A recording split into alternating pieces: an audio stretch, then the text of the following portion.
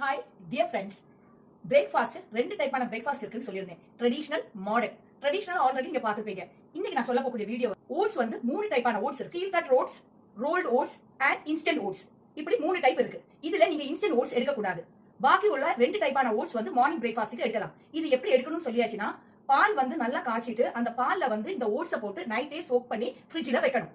Next day morning இந்த oats எடுத்துட்டு அதுல ஃப்ரூட்ஸ், அதாவது ஆப்பிள், வாழைப்பழம், மாம்பழம், அதே நேரத்தில் மாதுளம், இந்த மாதிரி ஃப்ரூட்ஸ் வந்து கொஞ்சம் கட் பண்ணி ஆட் பண்ணி அதில் சேர்த்து அதுக்கு கூட ஒரு கைப்பிடி அளவு நட்ஸ் அண்ட் சீட்ஸ் ஆட் பண்ணி மார்னிங் பிரேக்ஃபாஸ்ட்டா நீங்க இன்டேக் பண்ணலாம். இப்போ உங்களுக்கு சந்தேகம் இருக்கலாம், நட்ஸ்னா என்ன நட்ஸ் சேர்க்கணும்? பாதாம் சேர்க்கலாம், வால்நட் சேர்க்கலாம், கேஷ்யூ நட் சேர்க்கலாம்.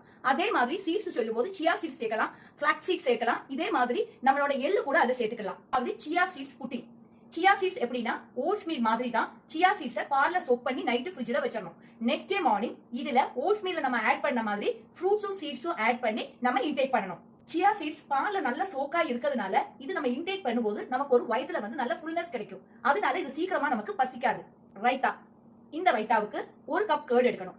அந்த கர்ட்ல ஒனியன், டொமேட்டோ, குக்கும்பர், கேரட், அதே நேரத்துல பீட்ரூட், இந்த மாதிரி வெஜிடபிள்ஸை அதுல கட் பண்ணி ஆட் பண்ணிக்கணும். வெஜிடபிள்ஸ் ஆட் பண்ணும்போது இது ப்ரீபயோட்டிக் உணவு. அதே நேரத்துல அதுல கர்டும் இருக்கு. கர்ட் இருக்கிறதுனால அது வந்து ப்ரோபயோட்டிக் உணவு. இதுக்கு கூட வேக வச்ச கடலையும் கூட சேர்க்கும் போது இது ஒரு கம்ப்ளீட் மீல்ஸா மாறுது. வெஜிடபிள்ஸ் ஆட் பண்ணும்போது கேப்சிகம் கூட இதுல ஆட் பண்ணிக்கலாம்.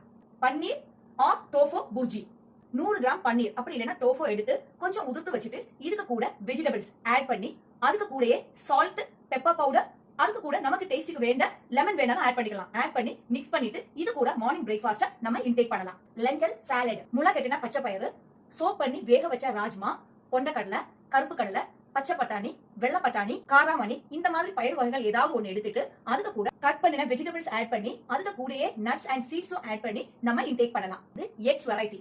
எக் சாப்பிடக்கூடியவங்களா இருந்தேன்னா 2 எக் பாயில் பண்ணிட்டு அதை வந்து கட் பண்ணி அதுக்கு கூட 1 கப் வெஜிடபிள் சாலட் ஆட் பண்ணி கூட கொஞ்சம் நட்ஸும் ஆட் பண்ணி நீங்க இன்டேக் பண்ணலாம். அப்படி இல்லைனா வெஜிடபிள் எக் ஆம்லேட் பண்ணி சாப்பிடலாம். எக் வெஜிடபிள் புர்ஜி பண்ணி சாப்பிடலாம். மார்னிங் பிரேக்ஃபாஸ்ட்ல இம்பார்ட்டன்டான ஒன்னு பிரெட் வெரைட்டிஸ். பிரெட் வாங்கும்போது whole wheat bread or multigrain bread இதுதான் வாங்கணும். Jam, sauce, mayonnaise, peanut butter இது சேர்த்து நம்ம வந்து பிரெட் இன்டேக் பண்ண கூடாது. பிரெட் சாண்ட்விச்சா வெஜிடபிள் கூட நம்ம இன்டேக் பண்ணலாம். பிரெட் ஆம்லேட் இன்டேக் பண்ணலாம்.